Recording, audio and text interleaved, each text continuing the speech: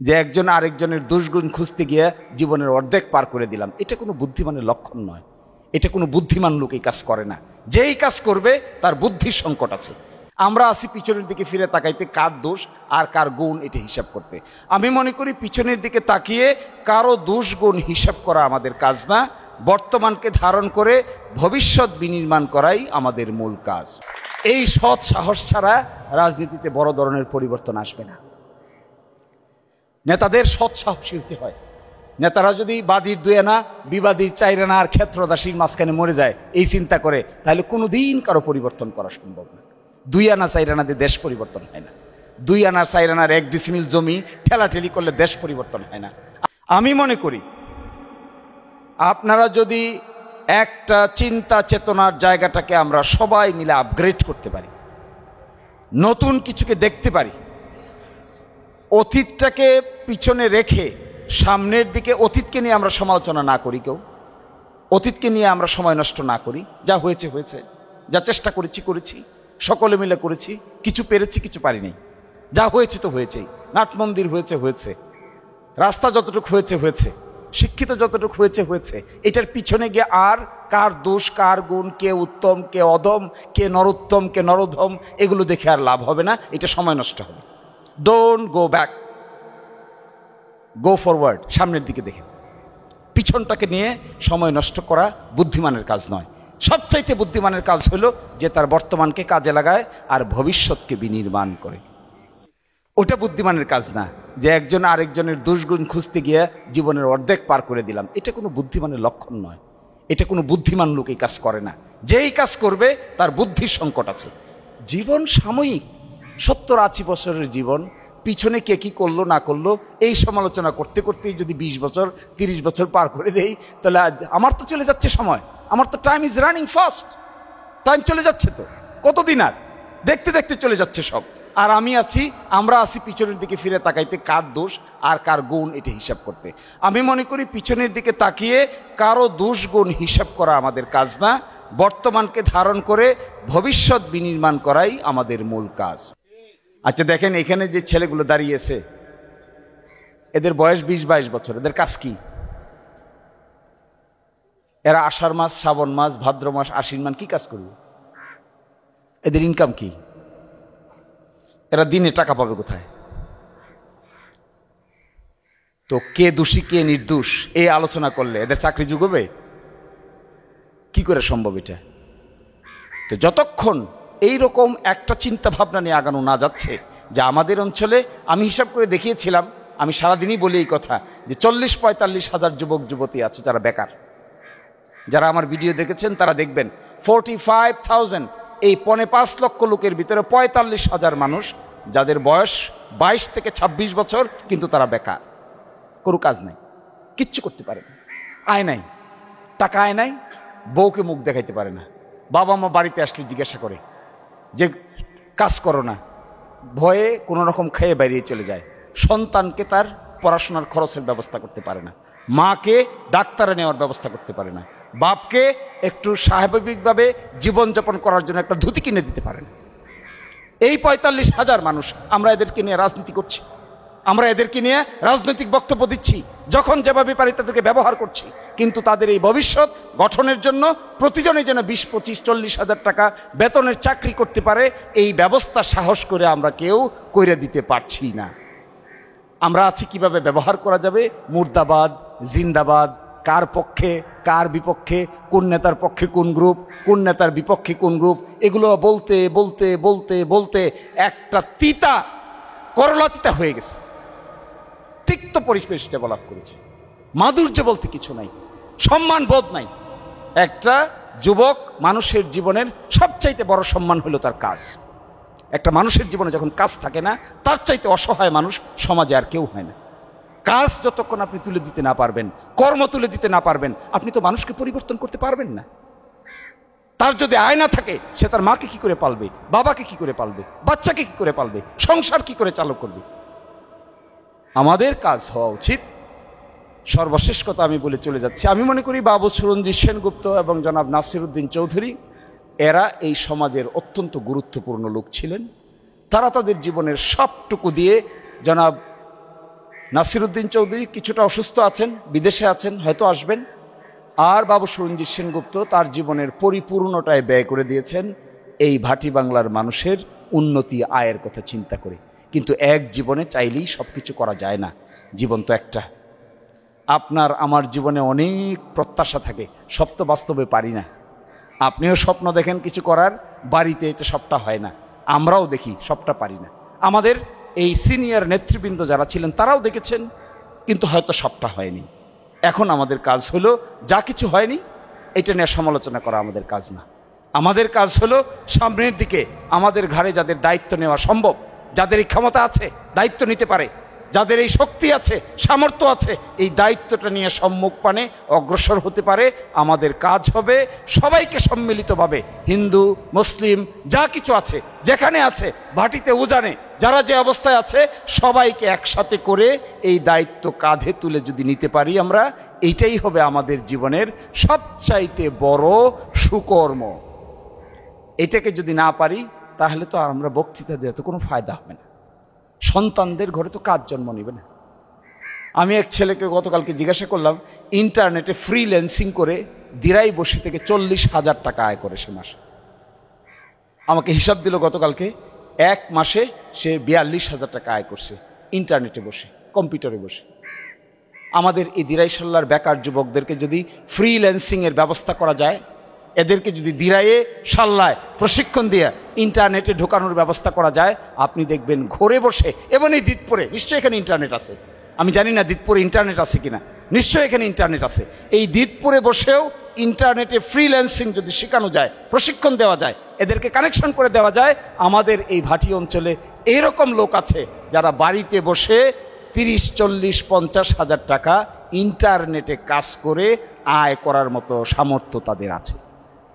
কিন্তু সেটা দেখাইতে হবে, এটা ক্রিয়েটিভ চিন্তা ভাবনা করতে হবে। এটা শুধুমাত্র আইলাম আর গেলাম আর কিভাবে কাকে ব্যবহার করা যায় এই চিন্তা করলাম, তা দিয়ে তো হবে না। দে আর আওয়ার সানস, এরা তো আমাদের সন্তান। আমাদের সন্তানের ঘরে কাজ নাই আর আমরা আছি রাজনৈতিক ঢামাডোল নিয়ে। আমাদের সন্তানরা কাজ পাচ্ছে না, আমরা আছি পরস্পরকে দোষারোপ করতে, আর আছি কে কার চেয়ে বেশি গরম বক্তৃতা দিতে পারি। তো গরম বক্তৃতা দিয়ে কখনোই ভাগ্যের পরিবর্তন হয় না। করতে গেলে পরিশ্রম করি, চলেন একবার পরিশ্রম করি, চলেন আমরা।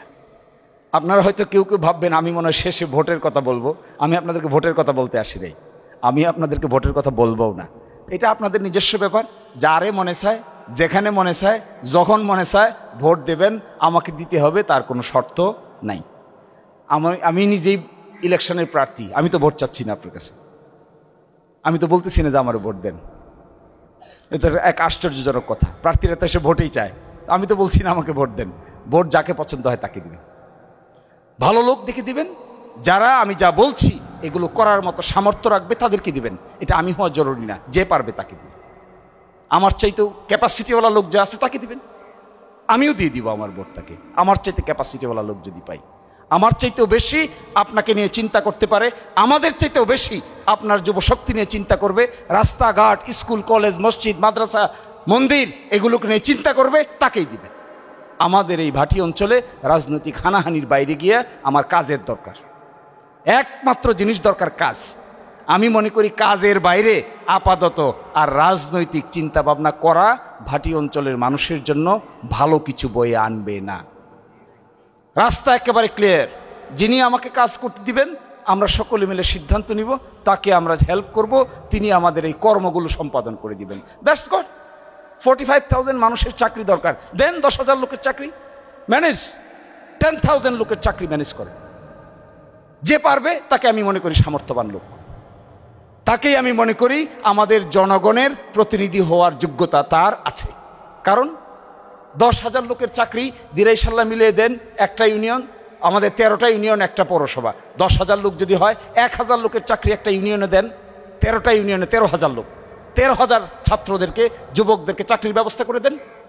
যেই পারেন, আমি একেবারে আপনাদেরকে কমিটমেন্ট দিয়ে বলছি, যেই পারেন, আমি যদি দেখতে পাই এরকম একজন পটেনশিয়াল লোক আমাদের কাছে এসেছেন, আমি আমার নিজের প্রার্থিতা ক্যান্সেল করে আমি তাকে ভোট দিতে আমার কোনো আপত্তি নাই। এই সৎ সাহস ছাড়া রাজনীতিতে বড় ধরনের পরিবর্তন আসবে না। নেতাদের সৎ সাহসী হতে হয়। নেতারা যদি বাদীর 2 আনা বিবাদীর 4 আনা আর ক্ষেত্রদাসীর মাঝখানে মরে যায় এই চিন্তা করে, তাহলে কোনোদিন কারো পরিবর্তন করা সম্ভব না। 2 আনা 4 আনা দিয়ে দেশ পরিবর্তন হয় না। 2 আনা 4 আনার 1 ডিসিমিল জমি ঠেলাঠেলি করলে দেশ পরিবর্তন হয় না। আর আমার জমি আপনি দখল করে নেবেন, আপনার জমি আমি দখল করে নিব, আপনি সুনামগঞ্জে মামলা করতে যাবেন, আমি সুনামগঞ্জে মামলা করতে যাব, ল্যান্ড সার্ভে ট্রাইব্যুনালে দৌড়তে থাকবেন, একটা কাগজ নিয়ে যাইবেন আর আসবেন, লেফট রাইট করতে করতে জীবনের 14টা বাজে যাবে। এইগুলো দিয়ে রাজনীতির পরিবর্তন হয় না, এগুলো কোনো রাজনীতিবিদের কাজ না। এগুলো সব হইল সমাজের মানুষের দুঃখ কষ্টের কারণ। এই দুঃখ কষ্ট থেকে বের হইতে গেলে বড় চিন্তা ভাবনার লোক ছাড়া দুঃখ কষ্ট দূর করা সম্ভব নয়। যা কিছু বলা যাবে, যা কিছু করতে হবে, তা কিছু স্পষ্ট করে বলে নিজের ঘাড়ে দায়িত্ব নিয়ে শেষ পর্যন্ত এটা করে দিতে হবে। এটাই মানুষ আমার ধারণা দেখতে চায়। মানুষের মধ্যে যেহেতু একটা হতাশার জন্ম হয়েছে যে মনে হয় হবে না, মনে হয় হবে না, মনে হয় হবে না, তো এইটা খুব কঠিন কাজ হবে। হবে হবে বলবে কখন? যখন দেখতে পাবে যা বলা হয়েছে তার 100 ভাগ বাস্তবায়িত হয়েছে, তখনই এই ধারণাটার পরিবর্তন হবে। আর না হয় ধারণার কোনো পরিবর্তন হবে না। মন্দির মসজিদ, তো মন্দির মসজিদ দিরাই সাল্লায়, খালি বানাবো বানাবো, মন্দির করে দিবে, মসজিদ করে দিবে, মাদ্রাসা বানাই দিবে, তো হইতে তো হবে। না হইলে কিভাবে বলবে মানুষ যে হয়েছে? দেখাইতে তো হবে। মন্দির তো একটা স্ট্রাকচার, এই স্ট্রাকচার বানাইতে তো হবে, নান্দনিকতা দেখাইতে তো হবে, তারপরে না মন্দির হবে।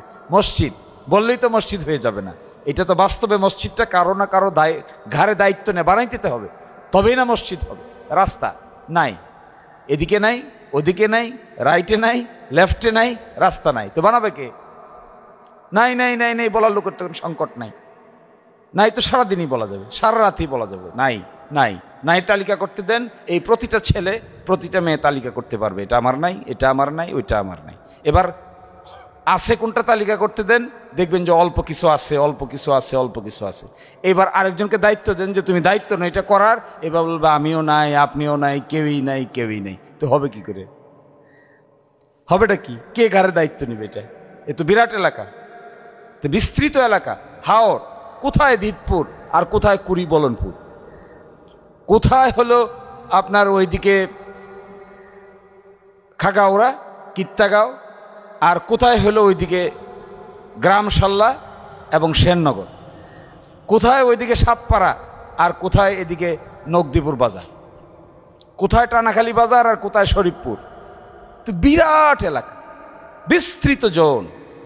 এটা তো বক্তৃতার ব্যাপার না, তো বক্তৃতা দিয়ে হাম করেঙ্গা তেন করেঙ্গা, আসলে শেষ পর্যন্ত কিছুই না করেঙ্গা, ঢাকায় গিয়ে বসে থাকেঙ্গা, তা কি লাভ হইল গে? লাভ হবে না তো কিছু। ফলে এখানে সবচাইতে ইম্পর্টেন্ট হওয়া উচিত এই ধর্ম, বর্ণ, শ্রেণী, ধনী, গরিব, উঁচা নিচা এগুলোকে পাশে রেখে একটা স্লোগানই হওয়া উচিত রাজনীতি, সেটা হলো এই দিরাই সাল্লার মাটিকে নতুন করে গঠন করতে হবে। আর আমার বিবেচনায় গালাগালি, বকাবকি, একজনের খুশাখুশি, কার ক্ষমতা বেশি, কার ভাব বেশি, কার গলায় জোর বেশি, এগুলো কোনো রাজনীতির নামেই না। আসলে শেষ পর্যন্ত এই গলাবাজি দেওয়া কিচ্ছু হবে। শেষ পর্যন্ত গলাবাজি করে মানুষকে, রাজনীতিবিদ আমাদের মতো লোকেরা আপনাদের ধোঁকা দেওয়া ছাড়া বাস্তবে আমরা আর কিছুই করতে পারব। বাস্তবে যদি করতে হয় তাহলে খুব কঠিন দায়িত্বটা কে ঘাড়ে নিবে, কে চিন্তা করবে, কে পরিশ্রম করবে, কে সাজাবে, কে ডিজাইন করবে। একটা বাড়ি বানাইতে গেলে, একটা বাড়ি যদি আপনি বানাইতে চান 2 তলা ফাউন্ডেশনের, মাটির নিচের কতগুলা ইট লাগে, ফাউন্ডেশনের ইট। আর এই বাড়িটা যখন 2 তলা হয়ে যায়, ড্রয়িং রুম যখন সাজান তখন মাটির নিচের ইট দেখা যায় না। দেখা যায়?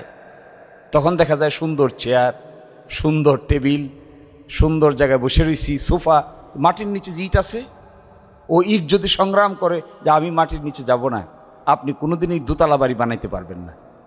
2 তলা বাড়ি বানাইতে গেলে আগে মাটির নিচে পাঠাইতে হয়, এটার নাম পরিশ্রম।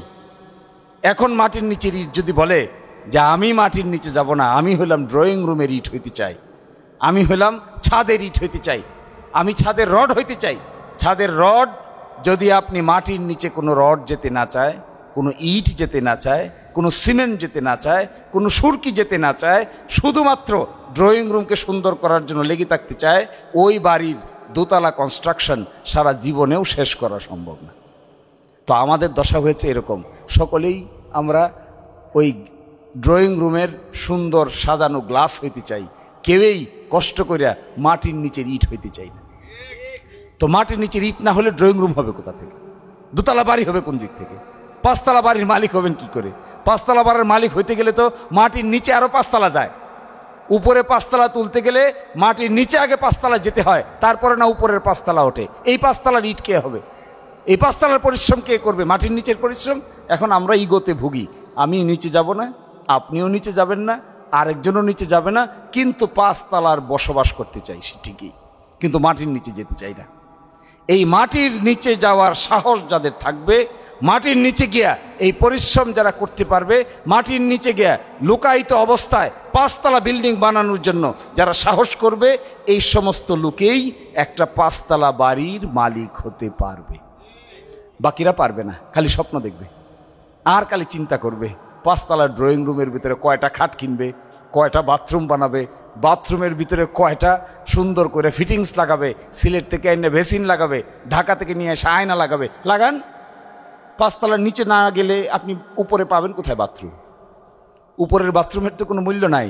যতক্ষণ পর্যন্ত নিচতলায় কোনো ইট না যাবে ততক্ষণ বাথরুমের কনস্ট্রাকশনও করা যাবে না। আমাদের এই দিরাইশাল্লায় এই অবস্থা হয়েছে। আমি আজকে পর্যন্ত 286টা গ্রামে গিয়েছি। 200, এই দিতপুর গ্রাম হলো 286তম গ্রাম।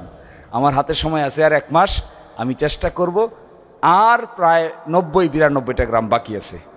আমি চেষ্টা করব সবগুলো গ্রামে যেতে, এটা বুঝতে, এটা কালচারটা বুঝতে হয়, সংস্কৃতিটা বুঝতে হয়। আপনার দিতপুর গ্রামের যে সংস্কৃতি, এটা দত্তগ্রামে গেলে কাজ হবে না। এই দত্তগ্রামের যে মানুষের বোঝাপড়া, চিন্তা চেতনা, এটা সাউদেশ্রীতে গেলে কাজ হবে না। এই সাউদেশ্রীতে যেরকম চিন্তা চেতনা উঠা বসা, এটা সামারসরের দাউদপুরে গেলে এরকম হবে না, গোবিন্দনগরে এরকম হবে না। মানুষে চিন্তা চেতনা, উঠা বসা, চলা ফেরা, পোশাক আশাক, খাবার দেওয়া, থালা বাসন, কথাবার্তার মধ্যে বেশ পার্থক্য দেখতে পাই।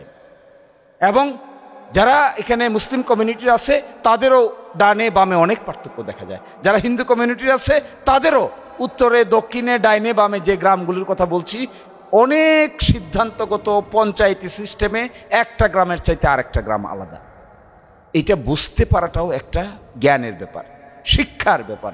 আমি চেষ্টা করেছিলাম এটা বোঝার জন্য যে আসলে মানুষ কেমন, কারা কেমন, কোথাকার মানুষের কি ধরনের পছন্দ অপছন্দ, কি দেখলে তারা উত্তেজিত হয়, কি দেখলে তারা চুপ হয়ে যায়, এটা বুঝতে পারাটাও একটা জ্ঞানের ব্যাপার।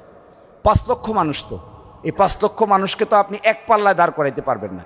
বিভিন্ন মানুষের বিভিন্ন পছন্দ অপছন্দ আছে, ভালো লাগা না লাগা আছে, উত্তম অনুত্তম আছে, এবং এমনও লোক আছে আপনার এমনভাবে গেলে খাবারের ব্যবস্থা করে যারা আমি খুব অবাক হয়ে গেছিলাম এক বাড়িতে গিয়ে খাবার দিছে, তা আমি তো মনে করছি যেটা আনছি এটাই শেষ, এটা খেয়ে আমি হাত ধুইতে চাইছি। বলে যে আসলটা তো এখনো আসে নাই, আপনি হাত ধুইলেন কেন? তো বললাম যে আপনি যে আমার এইটাই দিলেন, আর তো তরকারি দেখি না। বলে না, আমাদের এখানে সিস্টেম হলো এটা খাইবেন, আপনার থালায় একটা বাটি দিবেন, এটা শেষ হবে, এটা দেখে আমরা আরেকটা বাটিতে করে আরেকটা তরকারি নিয়ে আসবো। তো ততক্ষণে তো আমার অবস্থা 12টা। আমি তো ভাবছিলাম এটাই মনে হয় তরকারি, খেয়ে তো শেষই করে দিছি। আরেক জায়গায় গেলাম, একেবারে টেবিল ভরে একবারে সব দিয়ে দিছে, যেটা মনে চাই এটা খান, যেটা মনে চাই এটা নেন। এটা আর কিছু না, এটা পরিবেশনগত পার্থক্য।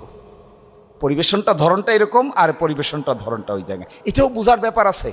আপনি যদি যার বাড়িতে প্রথম গিয়ে আমি খানার গল্প বললাম, একে যদি বলেন যে একসাথে সব তরকারি নিয়ে আসেন, সে এটা ভালোভাবে দেয় না। সে বলে আমাদের এখানে তো এইভাবে খায় না মানুষ, একটা খাইলে না আরেকটা দেই, আরেকটা খাইলে না আরেকটা দেই, আপনি দেখি সব একবারে ছাড়। এগুলোই মানুষে পার্থক্য, পরিবেশগত পার্থক্য। আমি আপনাদেরকে একটা অনুরোধ জানাই, পরিশ্রম ছাড়া কোনো মানুষ তার নিজের ভাগ্য নতুন করে গঠন করতে পারে না।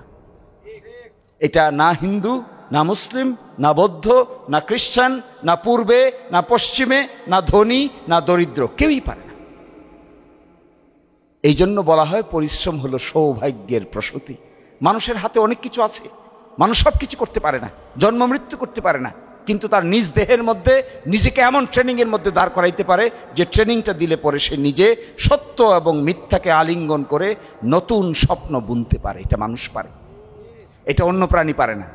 অন্য প্রাণীদের পক্ষে এটা সম্ভব না, একমাত্র মানুষ পারে। তার সামনের ঘটনাটাকে নতুন করে সাজাইতে পারে, নতুন করে চিন্তা করতে পারে, আগেরটা ভুলতে পারে, নতুনটাকে অ্যাকসেপ্ট করতে পারে। আমি আপনাদেরকে একটা অনুরোধ জানাই চলে যাব। তা আমি মনে হয় অনেক কথা বললাম, কোনোই প্রতিশ্রুতি দিলাম না, আমি শুধু একটা বলে যাই।